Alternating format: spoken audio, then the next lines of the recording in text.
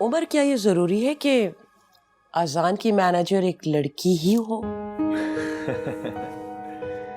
उसे देख के ना मुझे अपना स्कूल का टाइम याद आ गया। स्कूल में मेरी इसी तरह की एक मिस हुआ करती थी, उनका नाम था मिस परवीन। वो भी इतनी यंग थी और इसी तरह का ड्रेसअप किया करती थी, तो हम उनको दूर से आवाजें लगाया करते थे कि आंटी परवीन, आंटी परवीन। उमर साहब, आप कुछ कह रहे थे? मरियम, मैं जो भी कर रहा हूँ मैं आज़ान की भलाई की खातिर कर रहा हूँ। और आई एम श्योर आपने देखा होगा कि आफरीन बड़ी कॉन्फिडेंट लड़की है। इस मटेरियलिस्टिक दुनिया में बड़ी सादा ज़िंदगी गुजार रही है, अपने उसूलों की बड़ी पक्की है और आज़ान को भी कोई ऐसा फजूल काम नहीं करने देगी जिसकी इजाज़त उसको पिछले मैनेजर्स देते रहें। और आज़ान की आदतों से तो आप अच्छी तरह वाकिफ़ हैं। हर वक्त नशे में धुत रहता है और आए दिन उसके अखबारात में डिफरेंट स्कैंडल्स छपते रहते हैं।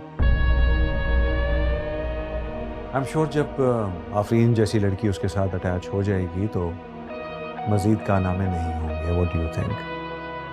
मुझे लगता है उमर सर ने सोच समझ के आफरीन को अजान का मैनेजर रखा होगा, and we should trust his choice. वो तो जा चुकी है Umar sir.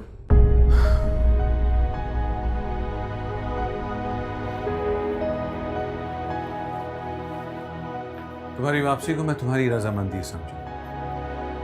Thank you so much.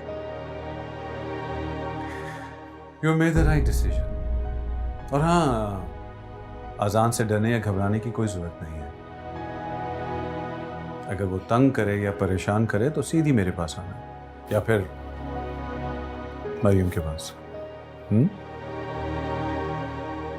इसकी ज़रूरत नहीं पड़ेगी सर। मैंने अपनी ज़िंदगी में बहुत सारी मुश्किलात हैंडल की है, मैं संभाल लूँगी। Imran, thank you sir. Don't call me sir, क्योंकि मुझ में सर वाली कोई बात नहीं है।